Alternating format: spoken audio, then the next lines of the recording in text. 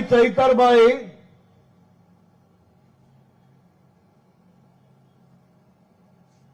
તમારી ઉંમર ને મારી ઉંમરના નોજવાનોને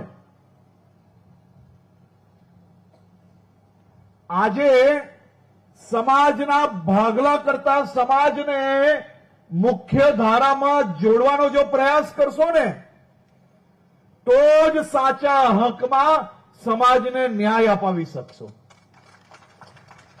મીડિયા, સોશિયલ મીડિયામાં આરોપ પ્રત્યારોપ, સમાજને ભડકાવવા, યુવાનોને ગેરમાર્ગે દોરવા, એ રાજનીતિમાં મત જરૂરથી અપાવી લેશે, પરંતુ સમાજ જે દિવસે ઓળખશે, સમાજને જે દિવસે ખબર પડશે કે આ તો માત્ર ને માત્ર મત બેંક માટે સમાજને બીજા સમાજોથી દૂર રાખવાનો પ્રયત્ન કરવામાં આવ્યો, ત્યારે સમાજ કોઈને છોડશે નહીં. મેં મારા મિત્રને કહ્યું કે જો સાચી હકીકત જાણવી હોય તો સમાજના 70 વર્ષ ઉપરના વડીલોને જઈને મળો.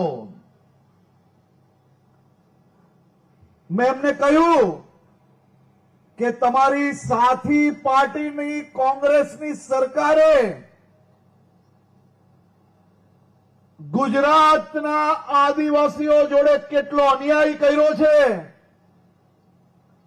તે જાણવું હોય તો આજના 25 વર્ષની કે મારી ઉંમરના નોજવાનોને એનો અંદાજો ના જ હોય, કારણ કે આપણા સૌ લોકોનો જન્મ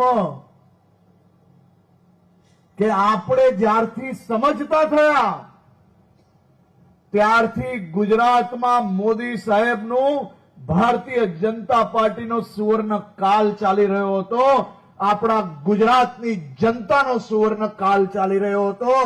એટલે 25-30 વર્ષના યુવાનોને એનો અંદાજો ના હોય.